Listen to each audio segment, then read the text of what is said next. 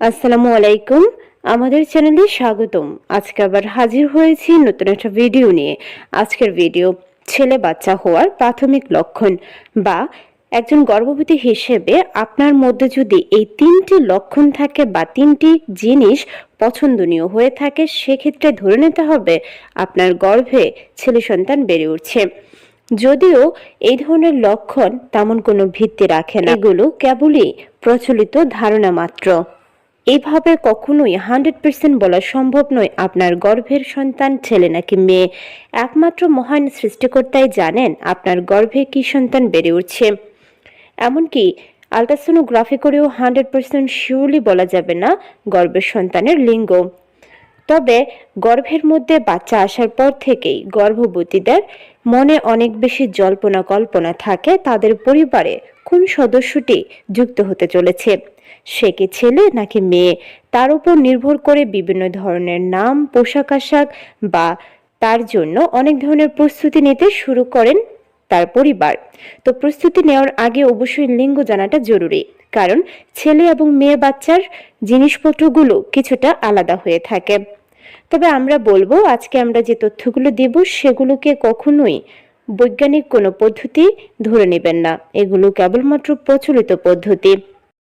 প্রথম যেই লক্ষণটি দেখে বুঝবেন গর্ভের বাচ্চা ছেলে না মেয়ে তা হচ্ছে কেমন অনুভব করছেন। সাধারণত গর্ভাবস্থা অসুস্থতা না হলেও এই সময় গর্ভবতীরা অনেক বেশি দুর্বল থাকে, শারীরিকভাবে অসুস্থ থাকে, বিশেষ করে মর্নিং সিকনেস দেখা দেয়।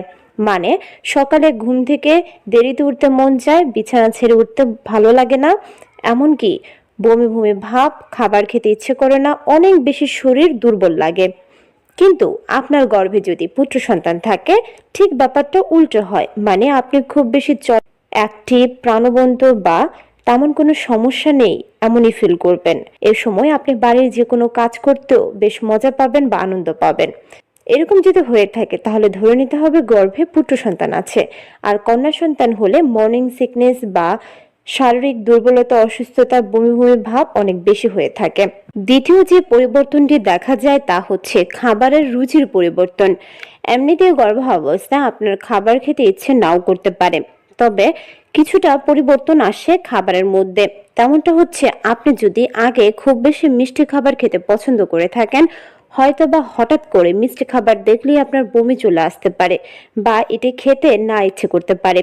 আর এর পরিবর্তে আপনার খুব বেশি টক, ঝাল কিংবা মশলাদারের খাবারের প্রতি রুচি বেড়ে যেতে পারে। যদি এমনটি ঘটে তাহলে ধরতে হবে আপনার গর্ভে ছেলে সন্তান আছে। ছেলে সন্তান জন্মদানকারী নারীদের উপর গবেষণায় দেখা গিয়েছে তাদের খাবারের প্রতি রুচির পরিবর্তন হয়েছিল এবং টক ও ঝাল খাবারের প্রতি হঠাৎ করে তারা আকৃষ্ট হয়ে গিয়েছিল। আর ঠিক উল্টোটা ঘটেছিল কন্যা সন্তানের বেলায়। মানে হঠাৎ করে মিষ্টি খাবারের প্রতি খুব বেশি চাহিদা, রুচি পরিবর্তন ঘটে। মানে মিষ্টি খাবার দেখলেই আপনার ক্ষুধা বেড়ে যায়, এমনটা হয়। যদি এমনটা হয় তাহলে ধরে নিতে হবে গর্ভে কন্যা সন্তান বেড়ে উঠছে। তৃতীয় যে লক্ষণে আপনি বুঝতে পারবেন গর্ভের সন্তানের লিঙ্গ, সেটি হচ্ছে আপনি কোন পাশ ফিরে ঘুমাচ্ছেন। আপনার পছন্দসই যে কোনো পাশে ঘুমিয়ে থাকতে পারেন গর্ভাবস্থার আগে। যেহেতু গর্ভাবস্থায় অনেক বেশি হরমোনের পরিবর্তন ঘটে, এই সময় আপনি কিভাবে ঘুমিয়ে আছেন এটা হয়তোবা আপনার পক্ষে জানা সম্ভব নয়। যদিও এটি আপনার সঙ্গে যিনি ঘুমাচ্ছেন তিনি ভালো বলতে পারবেন। তবে এক্ষেত্রে দেখা গেছে যদি আপনি বাম পাশ ফিরে ঘুমাতে বেশি কমফোর্ট ফিল করেন তাহলে আপনার গর্ভে পুত্র সন্তান থাকার সম্ভাবনা রয়েছে। আর যদি দেখা যায় আপনি ডান পাশ ফিরে ঘুমাচ্ছেন বা উপর হয়ে ঘুমাচ্ছেন তাহলে ধরতে হবে আপনার গর্ভে কন্যা সন্তান আছে। অনেক আপুই কমেন্টস করে বলতে পারেন এগুলো একেবারে ভুল তথ্য, এগুলো দিয়ে কেন ভিডিও তৈরি করেছেন। তাদের জন্য বলছি, আমরা শুরুতেই বলে নিয়েছি এগুলো কেবলমাত্র ধারণা বা প্রচলিত প্রথা মাত্র।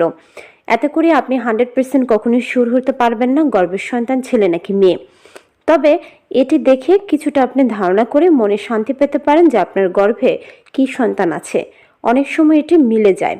আর আমরা আপনাদেরকে পরামর্শ দিব আল্লাহ তাআলার উপর ভরসা রাখতে, তিনিই জানেন আপনার জন্য কোন সন্তানটি উত্তম। ভিডিওটা যদি ভালো লেগে থাকে অবশ্যই চ্যানেলটিকে সাবস্ক্রাইব করতে ভুলবেন না। আল্লাহ হাফেজ।